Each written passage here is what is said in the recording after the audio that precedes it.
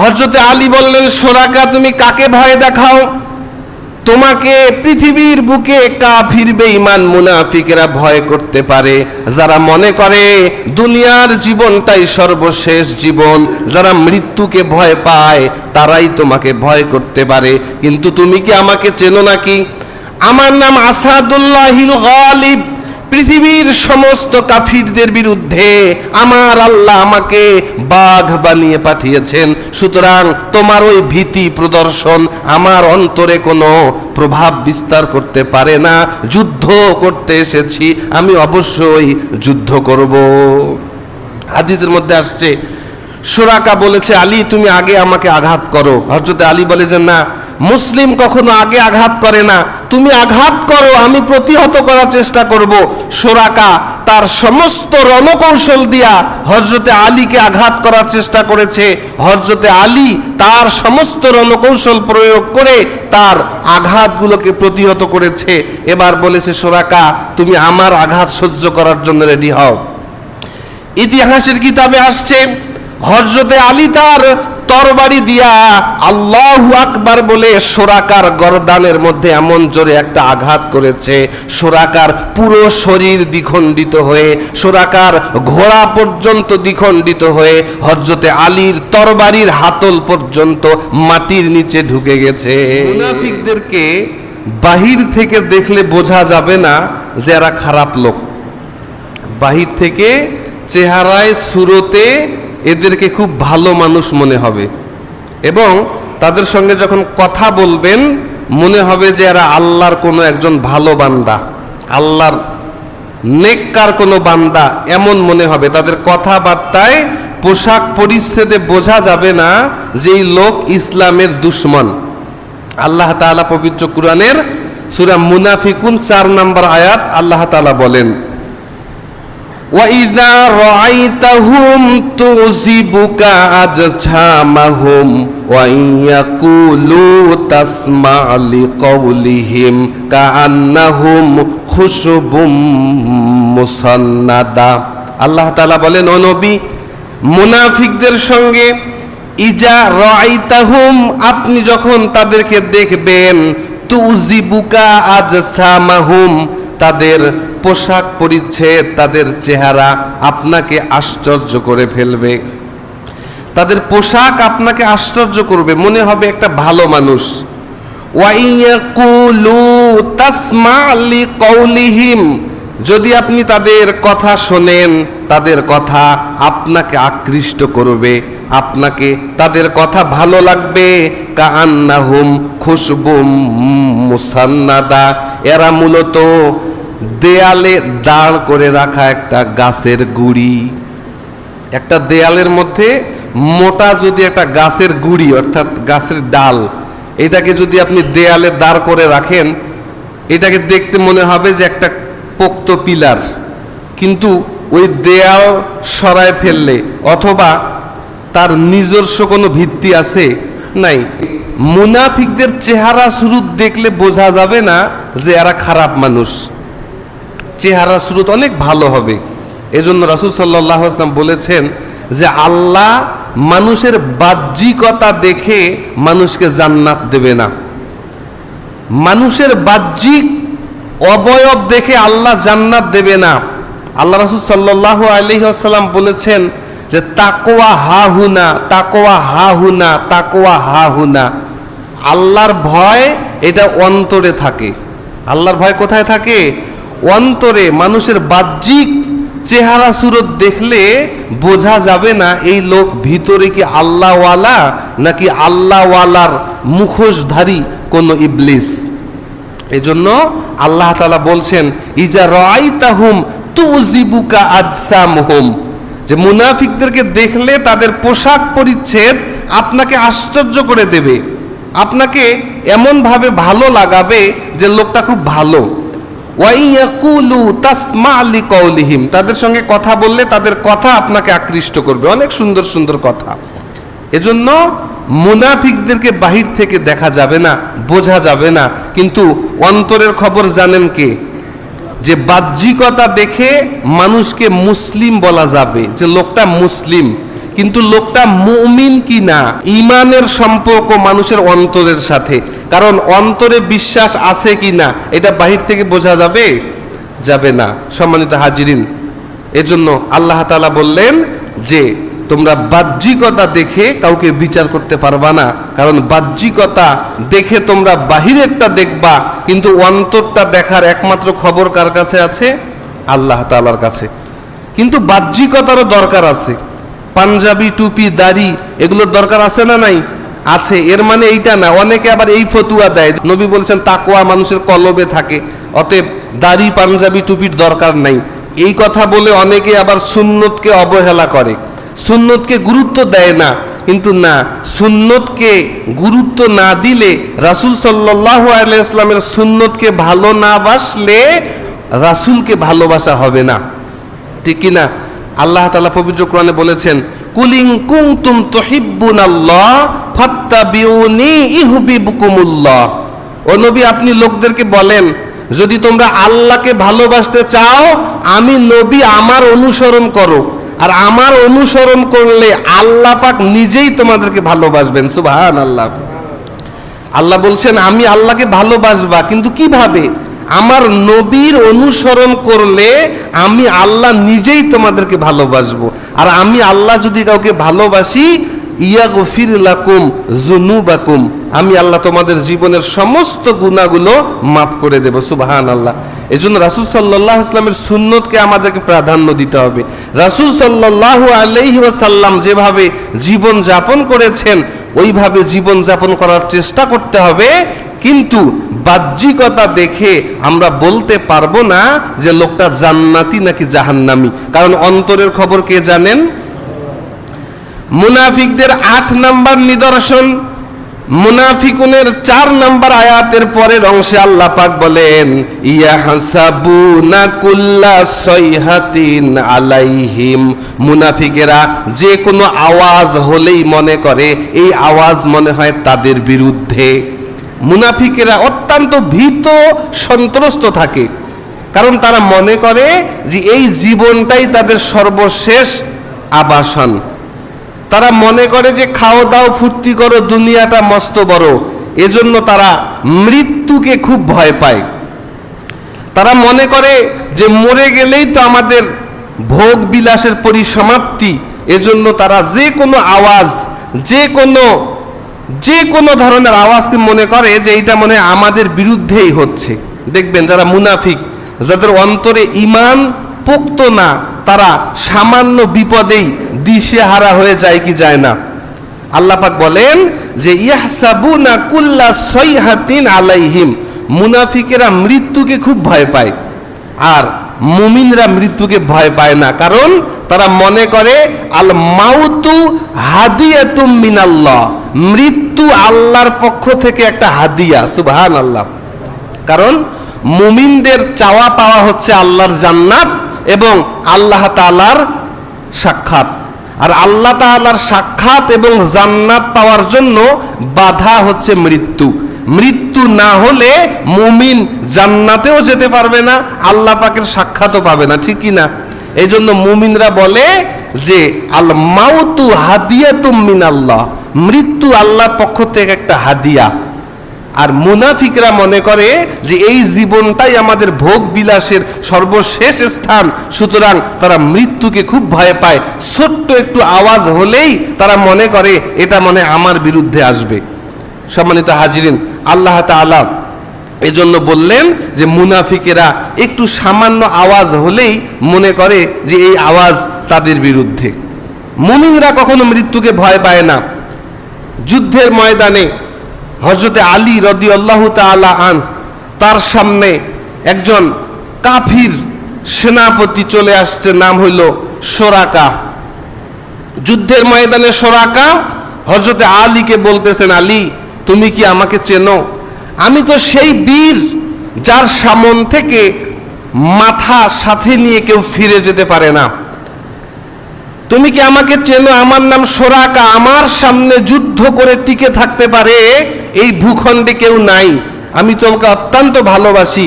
তুমি কি চাও তোমার স্ত্রী বিধবা হয়ে যাক? তুমি কি চাও তোমার সন্তান ইয়েতিম হয়ে যাক?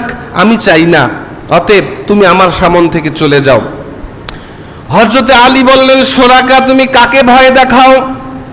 তোমাকে পৃথিবীর বুকে কাফির বেঈমান মুনাফিকেরা ভয় করতে পারে, যারা মনে করে দুনিয়ার জীবনটাই সর্বশেষ জীবন, যারা মৃত্যুকে ভয় পায় তারাই তোমাকে ভয় করতে পারে। কিন্তু তুমি কি আমাকে চেনো নাকি? আমার নাম আসাদুল্লাহিল গালিব। পৃথিবীর সমস্ত কাফিরদের বিরুদ্ধে আমার আল্লাহ আমাকে বাঘ বানিয়ে পাঠিয়েছেন। সুতরাং তোমার ওই ভীতি প্রদর্শন আমার অন্তরে কোনো প্রভাব বিস্তার করতে পারে না। যুদ্ধ করতে এসেছি, আমি অবশ্যই যুদ্ধ করব। হাদিসের মধ্যে আসছে, শোরাকা বলেছে, আলী তুমি আগে আমাকে আঘাত করো। হযরতে আলী বলে যে না, মুসলিম কখনো আগে আঘাত করে না, তুমি আঘাত করো, আমি প্রতিহত করার চেষ্টা করব। শোরাকা তার সমস্ত রণকৌশল দিয়া হযরতে আলীকে আঘাত করার চেষ্টা করেছে। হযরতে আলী তার সমস্ত রণকৌশল প্রয়োগ করে তার আঘাতগুলোকে প্রতিহত করেছে। এবার বলেছে, শোরাকা তুমি আমার আঘাত সহ্য করার জন্য রেডি হও। ইতিহাসের কিতাবে আসছে, হযরতে আলী তার তরবারি দিয়া আল্লাহু আকবার বলে শোরাকার গর্দানের মধ্যে এমন জোরে একটা আঘাত করেছে, শোরাকার পুরো শরীর দ্বিখণ্ডিত হয়ে, শোরাকার ঘোড়া পর্যন্ত দ্বিখণ্ডিত হয়ে হযরতে আলীর তরবারির হাতল পর্যন্ত মাটির নিচে ঢুকে গেছে। পরে দেখেন খায়বারের যুদ্ধের ইতিহাস। খায়বারের যুদ্ধে হযরতে আলী যুদ্ধ যখন জয় হয়ে গেল, আল্লাহর নবী বললেন, আলী শুনলাম যুদ্ধের ময়দানে তোমার ঢাল নাকি ভেঙে গিয়েছিল, তাহলে কিভাবে যুদ্ধ করলা? হযরতে আলী বলে, ইয়া রাসূলুল্লাহ, ওই যে কামুস দুর্গের লোহার কপাট, ওইটাকে বাম হাতে নিয়ে ডান হাতে যুদ্ধ করেছি। আল্লাহর নবী বলেন, মানুষের পক্ষে কিভাবে এই লোহার কপাট বাম হাতে নেওয়া সম্ভব? একটু আমার সামনে একটু পরীক্ষা করো তো। গত দিনের মতো হযরতে আলী বাম হাত দিয়া লোহার কপাট নাড়াতে চান, নাড়াতে পারেন না। ডান হাত দিয়া চেষ্টা করেন, পারেন না। ডান আর বাম উভয় হাত দিয়া, সমস্ত শরীর দিয়া তিনি চেষ্টা করেন, লোহার কপাট বিন্দু মাত্র নাড়াতে পারেন না। হযরতে আলী লজ্জিত হয়ে গেলেন, কারণ লোমকূপের ভিতর থেকে ঘাম বের হয়ে গেল।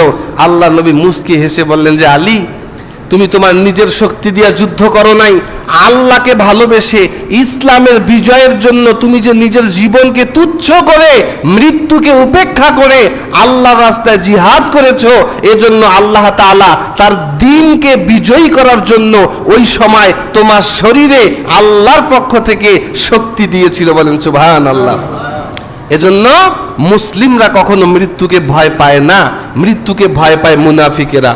মুনাফিকেরা নামাজ কালাম সব আছে, কিন্তু যখনই বিপদ সামনে দেখে তখন তারা ওই রাস্তা পরিত্যাগ করে ওই সময় পাল্টি খেয়ে প্রয়োজন পড়লে বেদিনদের সঙ্গে আতাত করে, কি করে না? সম্মানিত হাজিরিন, মুনাফিকদের ৯ নাম্বার বৈশিষ্ট্য আল্লাহ তাআলা বলেন, মুনাফিকরা কি করে?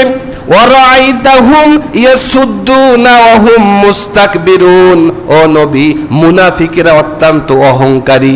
আপনি যখন তাদেরকে ভালো কাজের দাওয়াত দেবেন, ভালো উপদেশ যখন আপনি তাদেরকে দেবেন, ওয়ারাইতাহুম আপনি দেখবেন, ইয়াসুদ্দুনা ওয়া হুম মুস্তাকবিরুন, তারা অহংকার করে তাদের ঘাটটাকে ফিরায় নেবে।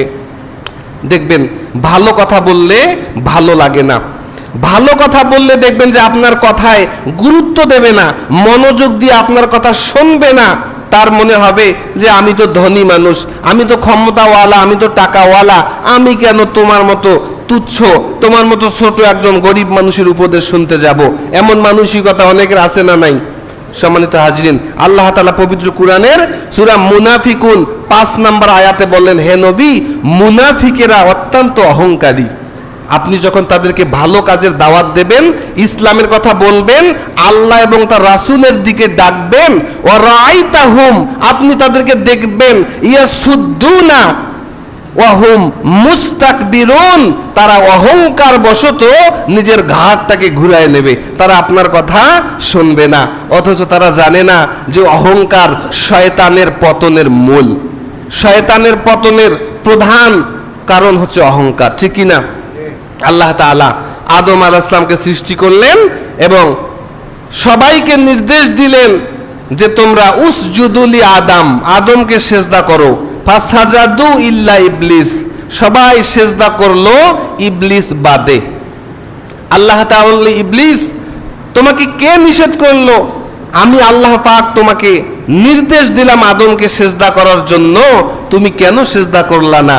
আবা ওয়াস্তাকবারা, সে অহংকার করে নিজেকে ওই সেজদার কাজ থেকে বিরত রাখলো। আল্লাহ পাক যখন তাকে বললেন কেন সেজদা করলা না, তখন সে বলল, আনা খায়রুম মিনহু, আমি তার চাইতে উত্তম।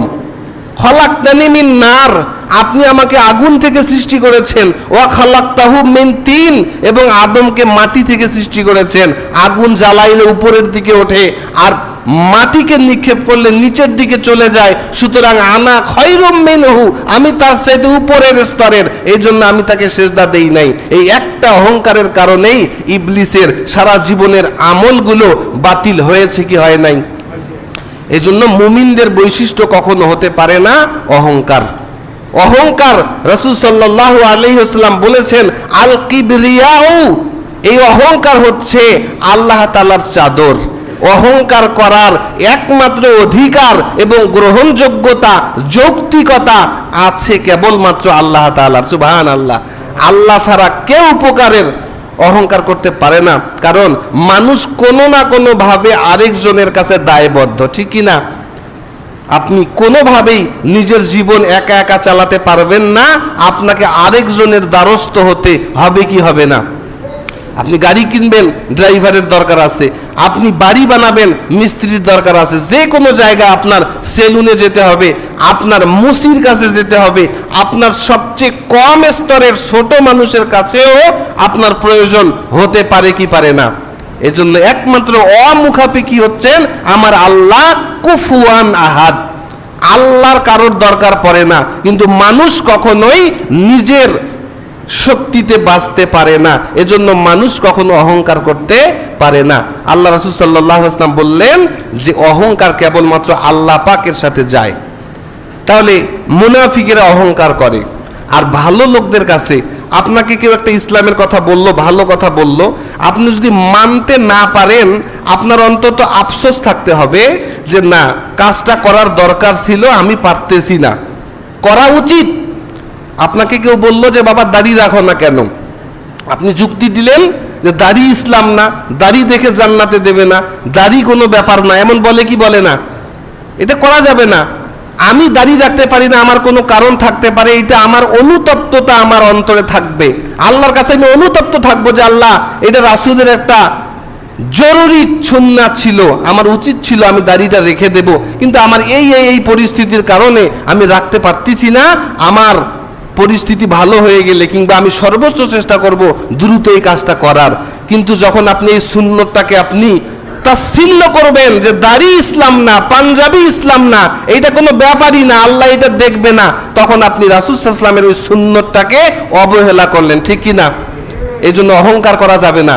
আপনি একটা কাজ করতে পারেন না, আপনার অন্তরে আপনার কষ্ট থাকবে যে আমার কাজটা করার দরকার ছিল, তাহাজ্জুদ পড়ার দরকার ছিল, 5 ওয়াক্ত নামাজ মসজিদে যাওয়ার দরকার ছিল, কিন্তু ব্যস্ততার কারণে যেতে পারি না, 2-4 ওয়াক্ত যাই, বাকিগুলা বাড়িতে বা অফিসে পড়তে হয়, কিন্তু যাওয়ার তো দরকার ছিল। এই জন্য আল্লাহর কাছে মনে মনে অনুতপ্ত হতে হবে। অহংকার করা যাবে না যে কি হবে বাড়িতে নামাজ পড়লে, কি হবে মসজিদে না গেলে। এরকম অহংকার করলে আপনি আল্লাহর ওই বিধানটার সঙ্গে তাচ্ছিল্য করলেন, ঠিক কিনা বলেন? মুনাফিকদের 10 নম্বর বৈশিষ্ট্য আল্লাহ পাক সূরা মুনাফিকুনের 7 নম্বর আয়াতে বলেন, হুমুল্লাযীনা ইয়াকুলুনা লা তুনফিকু আলা মান ইনদা রাসূলিল্লাহ হাত্তা ইয়ানফাদ্দু। ও নবী, মুনাফিকেরা একজন আরেকজনকে এই উপদেশ দেয়, লা তুনফিকু, তোমরা আল্লাহর রাস্তায় ব্যয় করিও না। মুনাফিকদের 10 নম্বর নিদর্শন, আল্লাহর রাস্তায় ব্যয় করতে তারা মানুষকে বাধা দেয়। নিজেরাও আল্লাহর জন্য ব্যয় করে না, ইসলামের জন্য ব্যয় করে না, আল্লাহর পথে খরচ করে না, এবং মানুষকে বলে যে তোমরাও আল্লাহর পথে খরচ করিও না। এইটা করলে তো তুমি গরিব হয়ে যাবা। মুনাফিকদের নিদর্শন হচ্ছে হুমুল্লাযী ইয়াকুলুনা লা তানফিকু, লা তুনফিকু, তোমরা ব্যয় করো না। অথচ আল্লাহর রাস্তায় ব্যয় করার নির্দেশ কার বলেন তো? পবিত্র কোরআনে অনেক জায়গায় আসছে যে তোমরা আল্লাহর রাস্তায় ব্যয় করো। সম্পদ ব্যয় করতে হবে কার রাস্তায়? আল্লাহর রাস্তায়। কারণ এই সম্পদ এবং সন্তান আমার কোনো কাজে আসবে না। আল্লাহ পাক পবিত্র কোরআনের অনেক জায়গায় বলেছেন যে তোমাদের সম্পদ এবং তোমাদের সন্তান কোনো কাজে আসবে না, বরং এই দুনিয়ায় থাকতে যেইটা তোমরা আল্লাহর জন্য পাঠায় দিবা ওইটাই তোমার জন্য কাজে লাগবে। ঠিক কিনা বলেন? রাসূল সাল্লাল্লাহু আলাইহি ওয়াসাল্লাম যখন সম্পদ ব্যয়ের ওয়াজ করতেন, মুনাফিকেরা আলাদা হয়ে একজন আরেকজনকে উপদেশ দিত যে না না না, মুসলিমদের জন্য সম্পদ ব্যয় করা যাবে না। আল্লাহ তাআলা পবিত্র কোরআনে সূরা মুনাফিকুন 10 নম্বর আয়াত মানুষকে কঠিনভাবে নির্দেশ দিচ্ছেন, ওয়ানফিকু মিম্মা রাযাকনাকুম মিন ক্বাবলি আন ইয়াতিয়া আহাদাকুমুল মাউত। আল্লাহ পাক বলতেছেন ওয়ানফিকু, তোমরা ব্যয় করো, মিম্মা রাযাকনাকুম, আমি আল্লাহ তোমাদেরকে যে টাকা পয়সা দিয়েছি এই টাকা পয়সা থেকে আল্লাহর জন্য ব্যয় করো। কবে ব্যয় করবা? মিন ক্বাবলি আন ইয়াতিয়া আহাদাকুমুল মাউত, মৃত্যু আসার আগেই ব্যয় করতে হবে, মৃত্যুর পরে না আগে। আল্লাহ পাক বললেন ফায়াকুলা রব্বি লাউলা আখরতানি ইলা আজালিন করিব ফাআসাদদাক ওয়া আকুম মিনাস সলিহিন।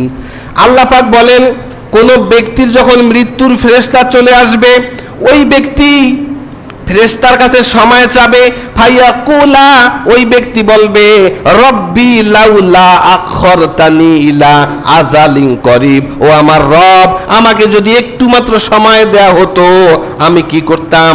ফাআসাদদাক, আমি দান করতাম, ওয়া আকুম মিনাস সলিহিন, এবং ভালো মানুষের কাতারে আমি শামিল হতাম। মৃত্যু আসার পরে যখন মৃত্যুর কষ্ট যন্ত্রণা শুরু হয়ে যাবে, ফেরেশতা যখন আসবে, মানুষ এই কথা বললে আল্লাহর কাছে সময় চাবে। এটা আমার কথা নয়, সূরা মুনাফিকুন 10 নম্বর আয়াত বের করে দেখবেন। আল্লাহ পাক বলতেছেন ওয়া আনফিকু, তোমরা ব্যয় করো, মিম্মা রাযাকনাকুম, আমি আল্লাহর দেওয়া রিজিক থেকে, মিন ক্বাবলি আন ইয়াতিয়া আহাদাকুমুল মাউত, মৃত্যু আসার আগেই। আর যখন মৃত্যু চলে আসবে ফায়াকুলা, তখন মানুষ বলবে লাউ, লাউ মানে যদি, লাউলা আখরতানি ইলা আজালিন করিব, আজালিন করিব মানে একটু সময় যদি আপনি আমাকে আল্লাহ দিতেন, আমি কি করতাম?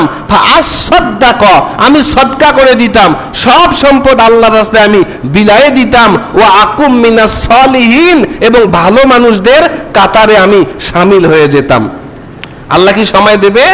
দেবে না। আল্লাহ তাআলা 11 নম্বর আয়াতে বলছেন ওয়ালা ইউআখিরুল্লাহু নাফসান ইযা জাআজালুহা আল্লাহু খাবীরুম বিমা তা'মালুন। আল্লাহ পাক বলতেছেন ওয়ালা ইউআখিরুল্লাহ, আল্লাহ পাক 1 সেকেন্ড সময় দেবেন না, নাফসান কোন ব্যক্তিকে, ইযা জাআজালুহা, যখন তার মৃত্যুর সময় আসবে, আল্লাহ কাউকে 1 সেকেন্ড সময়ও আমল করার জন্য দেবে না।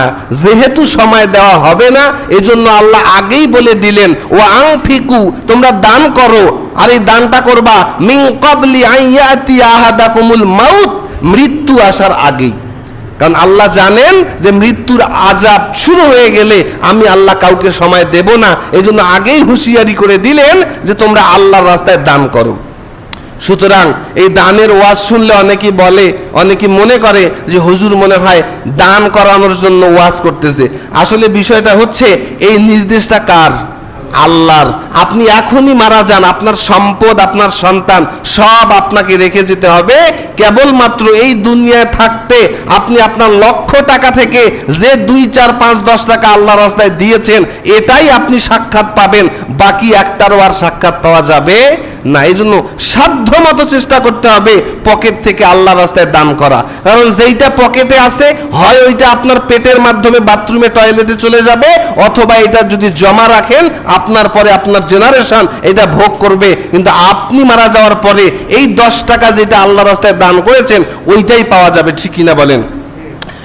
মুনাফিকদের 11 নম্বর বৈশিষ্ট্য, মুনাফিকেরা কাফির বেঈমানদের সঙ্গে সখ্যতা।